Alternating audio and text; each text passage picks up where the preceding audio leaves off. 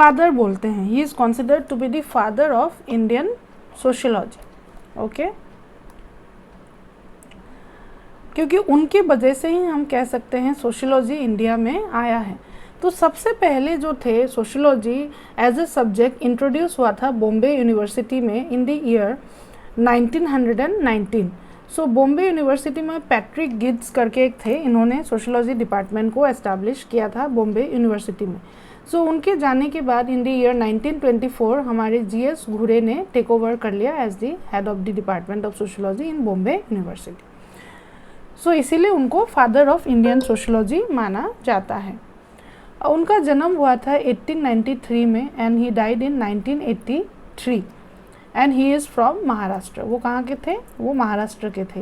He is the doyen of Indian sociologist. He was an indologist. Indologist मतलब उनका जो approach था sociology को पढ़ने के लिए वो इंडोलॉजिकल अप्रोच था। सो इंडोलॉजिस्ट मीन्स वो जो हमारे संस्कृत टेक्स्ट है, स्क्रिप्चर्स है, उन सब को इंटरप्रेट करके इंडियन सोसाइटी और कल्चर को स्टडी करते थे।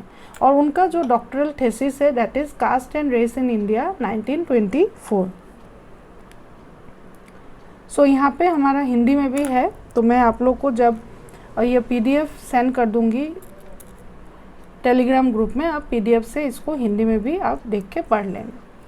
So in 1924 he succeeded Sir Patrick Gibbs as head of Department of Sociology of University of Bombay. So ये मैंने अभी आपको बोला कि पैट्रिक गिब्स ने 1919 में बॉम्बे यूनिवर्सिटी में डिपार्टमेंट ऑफ सोशियोलॉजी को एस्टैब्लिश किया था और 1924 में हमारे जीएस घुरे ने उसको हेड ओवर किया और उन्होंने इंडियन सोशियोलॉजिकल सोसाइटी को फाउंड किया है इन the year 1952 and was the first editor of its journal sociological bulletin.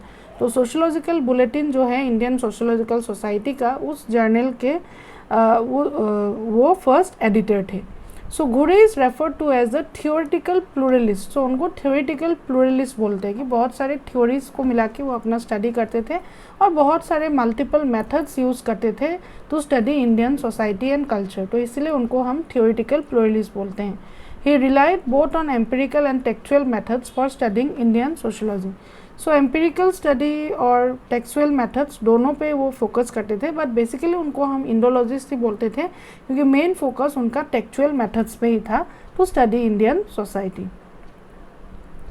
So there are 3 intellectual trends that contributed to the formation of Ghurye's sociological imagination: British orientalism, nationalism and diffusionism. So ये तीनों trends, so this is very important. So this are the 3 intellectual trends.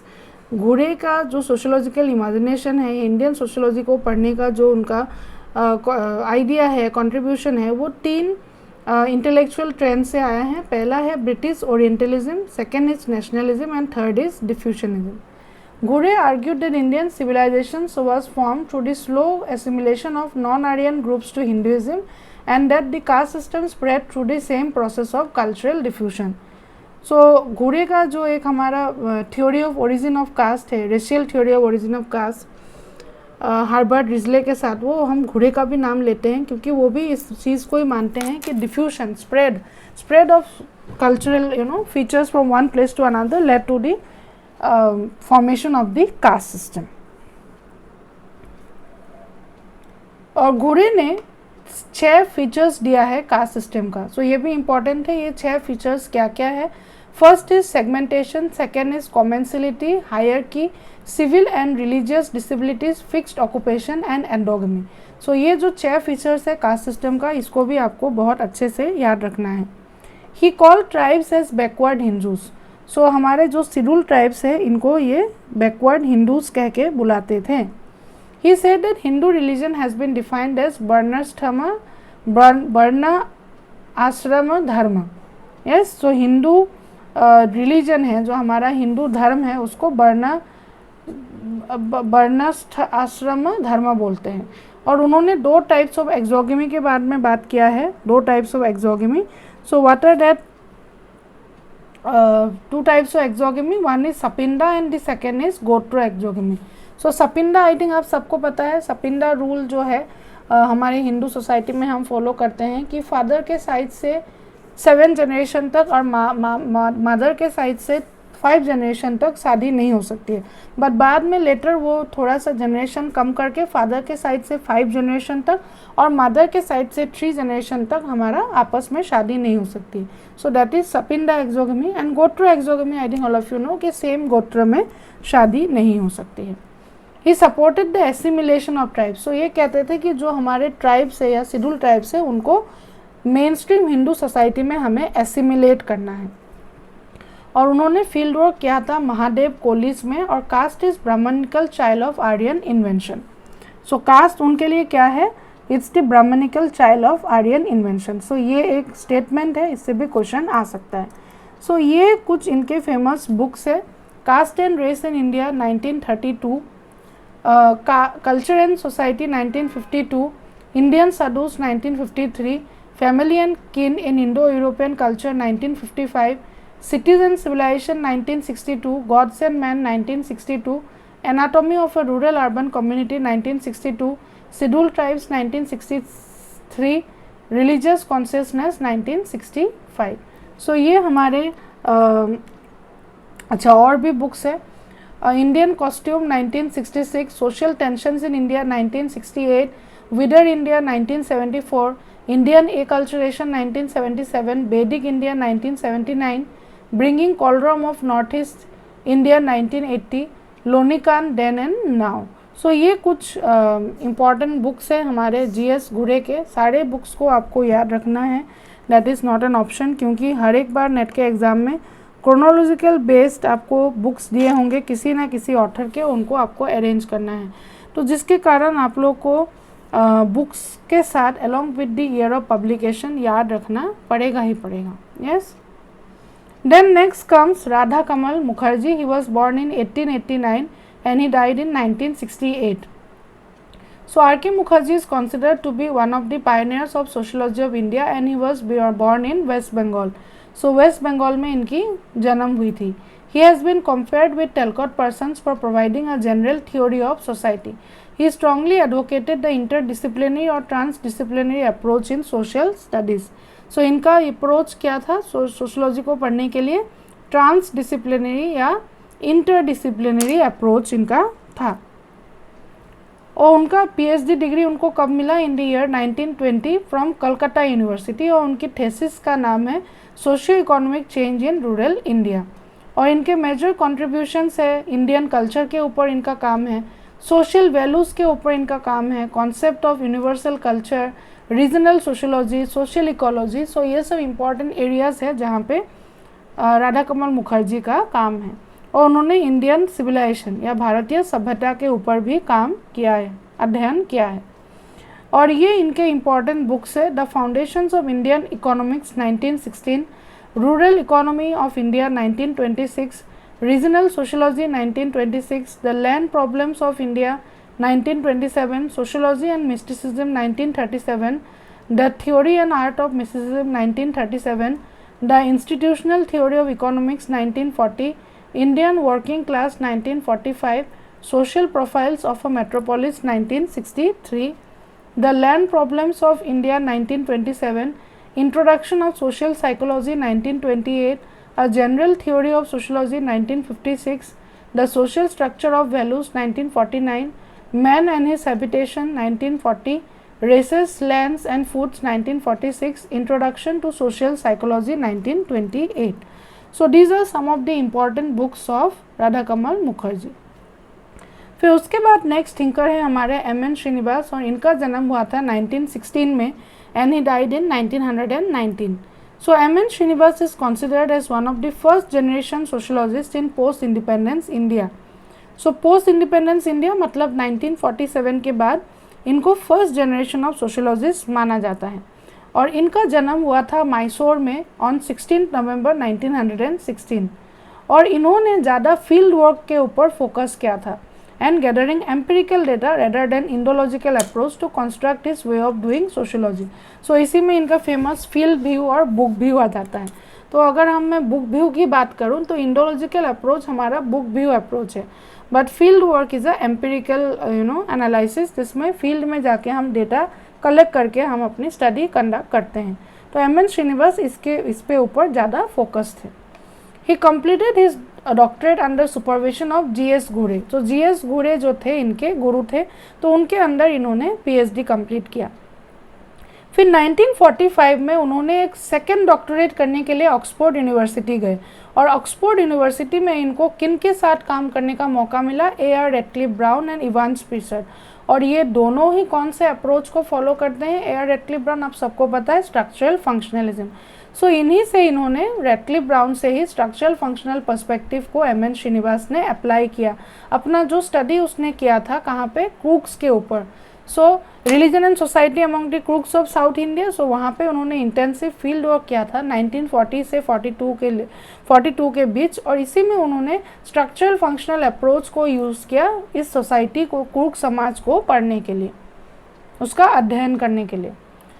So in the study of Crook society, he formulated concepts like Brahmanization and Sanskritization. He also introduced the concept of Westernization. So अभी मैं बताऊंगी नहीं Sanskritisation क्या है, आप सबको पता है। यस, सबसे पहले इन्होंने इस कॉन्सेप्ट को ब्राह्मणाइजेशन दिया था, क्योंकि उनको लगा था कि जो लोअर कास्ट है वो खाली ब्राह्मण्स कास्ट को फॉलो करते हैं। पर बाद में उन्होंने जब इंटेंसिव स्टडी किया तब उन्होंने पाया कि Brahmins are not the only models. मान लो तुम एक वैश्य कास्ट है, तो तुम्हारे ऊपर जो कास्ट है, तुम्हारे ऊपर क्षत्रिय कास्ट है, सो वैश्य कास्ट क्या करेंगे, क्षत्रिय कास्ट को फॉलो करेंगे, क्षत्रिय कास्ट ब्राह्मण कास्ट को फॉलो करेंगे। तो इसीलिए इन्होंने इस प्रोसेस का नाम दिया संस्कृताइजेशन। फिर उन्होंने वेस्टर्नाइजेशन, मॉडर्नाइजेशन, ये सारे कॉन्सेप्ट्स भी इंट्रोड्यूस किए। डोमिनेंट कास्ट का भी फीचर इन्होंने दिया, और डोमिनेंट कास्ट के इंपॉर्टेंट कैरेक्टरिस्टिक्स आई थिंक आपको पता है। They should be numerically more in number, economically strong, politically influential, high ritual status, ये कुछ इंपॉर्टेंट कैरेक्टरिस्टिक्स है ऑफ डोमिनेंट कास्ट। और इन्होंने 6 फीचर्स दिए हैं कास्ट सिस्टम के। They are hereditary, segmental division of labour, endogamy, hierarchy, purity and pollution, restrictions on food, drink and smoking and occupational restrictions. So GS घुरे की तरह ही इन्होंने भी 6 फीचर्स दिए हैं, बट दोनों के फीचर्स ऑलमोस्ट सिमिलर है, तो दोनों को आपको अच्छे से याद रखना है। He considers sub caste as the real unit of caste. Sub caste जो एक मान लो ब्राह्मण कास्ट है, so Brahmin is not the only one caste, Brahmin के अंदर भी बहुत सारे सब कास्ट है, तो इसलिए उन्होंने सब कास्ट को रियल यूनिट माना है। यस, वास्तविक इकाई मानते हैं। So book view, field view, इसके बारे में अभी आप लोग को बताया। फिर उन्होंने वोट बैंक पॉलिटिक्स के ऊपर बात किया है। इन्होंने रामपुरा विलेज में अपना स्टडी कंडक्ट किया है। रामपुरा विलेज मैसूर में है, और इसी गांव में उन्होंने ओकालिका कास्ट को डोमिनेंट कास्ट पाया। यस, और जजमानी सिस्टम को इन्होंने वर्टिकल यूनिटी ऑफ कास्ट बोला है। He said Indian unity is largely religious in nature. He criticized village republic and said it was a myth. तो जो हम एक पढ़ते थे ना, जो हमारे चार्ल्स मेटकाफ, हेनरी मेम, इन लोगों ने जब विलेज स्टडीज़ किया था तब क्या बोला था कि Indian village are small republics. But इस चीज़ को हमारे M.N. श्रीनिवास ने चैलेंज किया, क्रिटिसाइज़ किया कि ऐसा नहीं है, इंडियन विलेज हमारे रिपब्लिक नहीं है, उनको बाहर की विलेजर्स के साथ भी अपना इंटर रिलेशनशिप मेंटेन करके वो लोग रहते हैं। और घुरे को उन्होंने डोयन ऑफ इंडियन सोशियोलॉजी माना।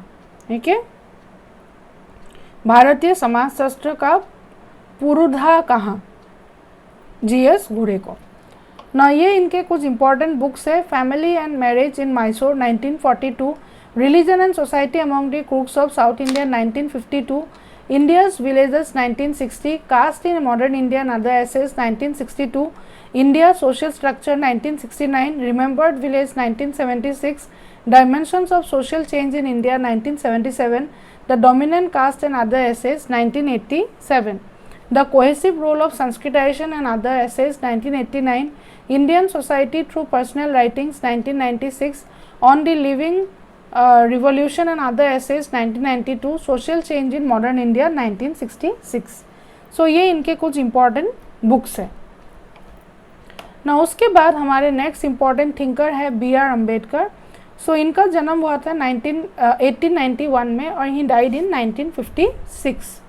सो B.R. Ambedkar was an Indian jurist. So B.R. Ambedkar हमारे एक इंडियन सोशोलॉजिस्ट तो नहीं था एज सच, क्योंकि इन्होंने सोशोलॉजिकल थ्योरी या एज सच उसके ऊपर काम नहीं किया है, बट आप सबको पता है कि B R Ambedkar himself belong to the Dalit caste और उन्होंने कास्ट सिस्टम के ऊपर बहुत काम किया है and caste is an integral part of sociology yes. So इसीलिए हम बी आर अम्बेडकर को भी इंडियन सोशोलॉजिस्ट में इंक्लूड करते हैं। सो बी आर अम्बेडकर हमारे एक सोशल रिफॉर्मर थे, पॉलिटिकल लीडर थे। ड्राफ्टिंग कमिटी जो था कॉन्स्टिट्यूशन ऑफ इंडिया का, वहाँ पे वो लॉ एंड जस्टिस मिनिस्टर थे first cabinet of Jawaharlal Nehru के। और इन्होंने ग्रेडेड इनइक्वलिटी थ्योरी दिया है कास्ट के, और उन्होंने ये बोला है कि कास्ट सिस्टम को हमें कम्प्लीटली एनिहाइलेट मतलब कास्ट सिस्टम को हमें क्या करना है, पूरा बहिष्कार, जाति व्यवस्था को पूर्ण विनाश और अमूल्य का समर्थन किया है। तो पूरा मतलब जड़ से उखाड़ दो कास्ट सिस्टम को, तभी समाज में इक्वलिटी आएगा। फिर इन्होंने महार सत्याग्रह को लीड किया था। जात पात टोडक मंडल में उनको बुलाया गया था लेक्चर देने के लिए यस। सो उन्होंने ये बोला कि caste is superimposition of endogamy over exogamy. He call caste system as a division of labours. और 25 दिसंबर को उन्होंने मनुस्मृति को पब्लिकली बर्न किया। उनको हम एक सबॉल्टर्न थिंकर बोलते हैं। सबॉल्टर्न पर्सपेक्टिव आई थिंक आप सबको पता है। Subaltern means view from the below, मतलब जो लोअर कास्ट है उनका क्या व्यू है समाज के ऊपर, तो that is the subaltern perspective. He was the member of the Dalit Bahujan Samaj and भारतीय बुद्ध महासभा। और इनका ये फेमस कोट है, आप सबको पता है, educate, agitate and organise yes.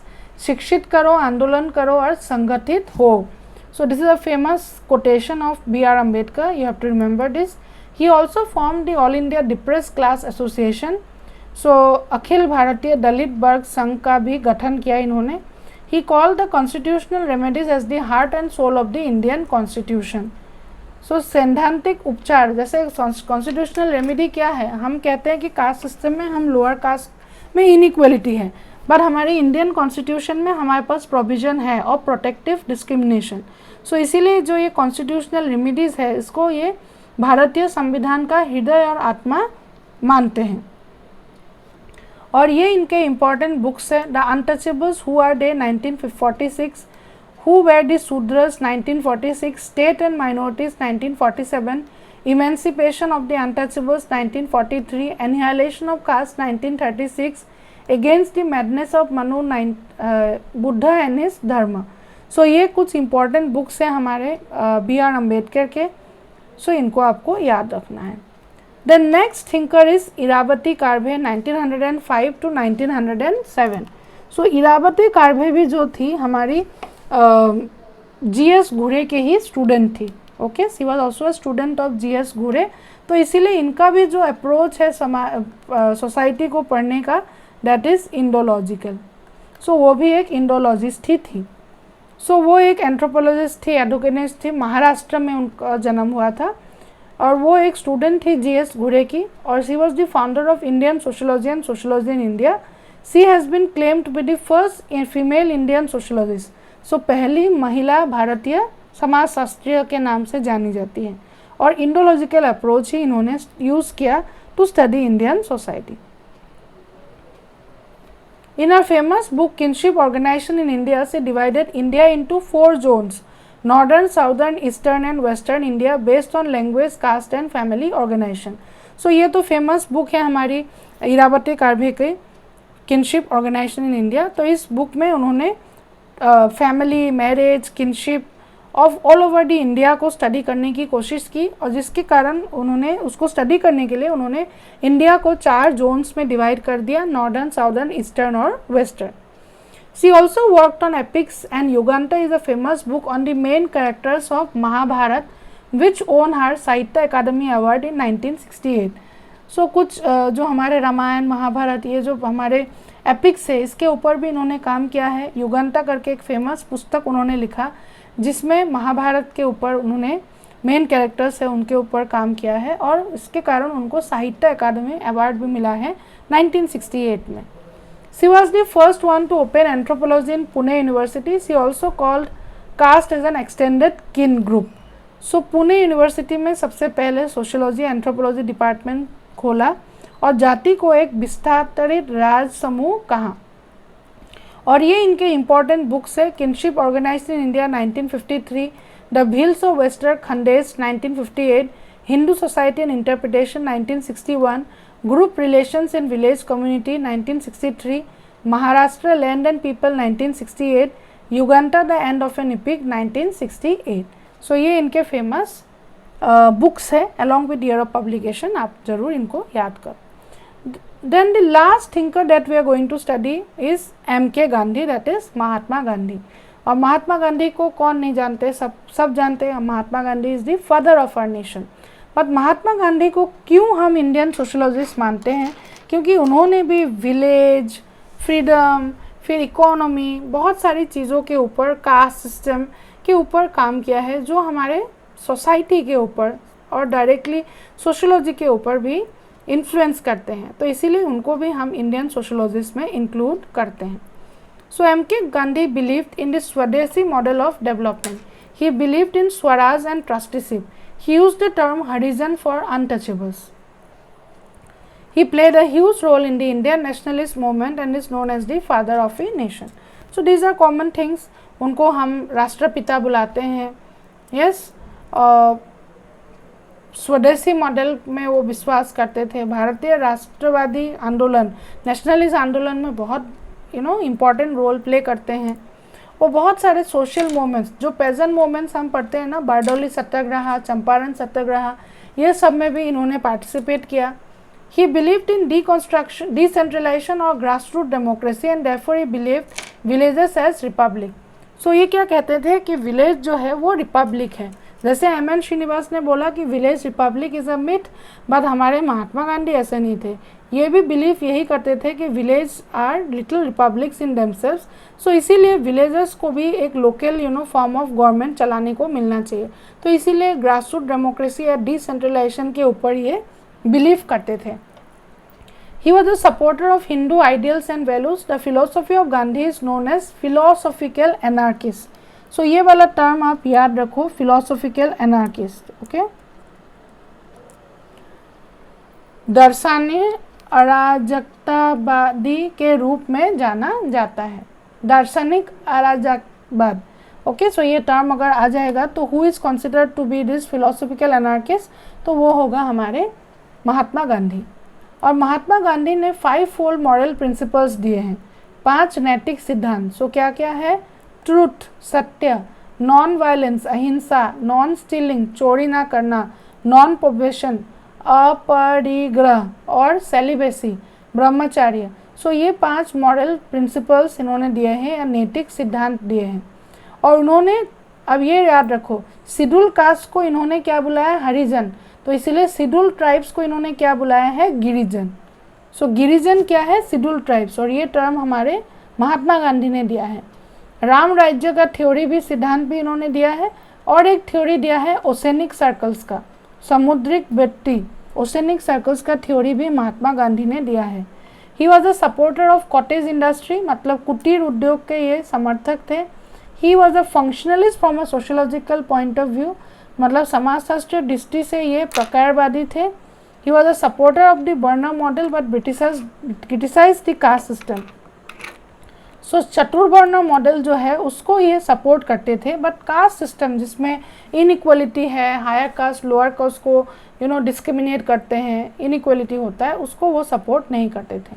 और फेमस पूना पैक्ट के बारे में आई थिंक आप सबको पता है, जो महात्मा गांधी और B.R. अम्बेडकर के बीच में हुआ था साइन, जिसमें हमारे महात्मा गांधी जो थे वो अनशन पे चले गए थे कि अगर B.R. अम्बेडकर ने अपना जिद नहीं छोड़ा कि सेपरेट इलेक्टोरेट्स हम शेड्यूल कास्ट को देंगे, तो उसके बदले में क्या हुआ कि कुछ सीट्स रिजर्व हो गए थे. शेड्यूल कास्ट, शेड्यूल ट्राइब्स के लिए रिजर्वेशन मिल गया था. और ये इनके इम्पॉर्टेंट बुक्स है, my experiments with truth 1927, Hind Swaraj और Indian home rule 1909, India of my dreams 1947, Satyagraha in South Africa 1928, key to health 1948. Okay, so those who have not yet subscribed to my channel, do so. All those students preparing for any competitive exam of sociology like UGC NET, CUET UG, CUET PG, PhD entrance, assistant professor exams can join my class. And also students join my telegram channel, link is given here and also you'll get it in the description box. क्योंकि class के सारे notes मैं उसमें share करती हूँ। ये मेरा personal Telegram ID है, इसमें भी आप लोग ज्वाइन कर सकते हो, कुछ भी पूछना हो तो पूछ सकते हो। And students do like, share and comment, and those who have not yet subscribe to my channel do so. Yes, thank you students.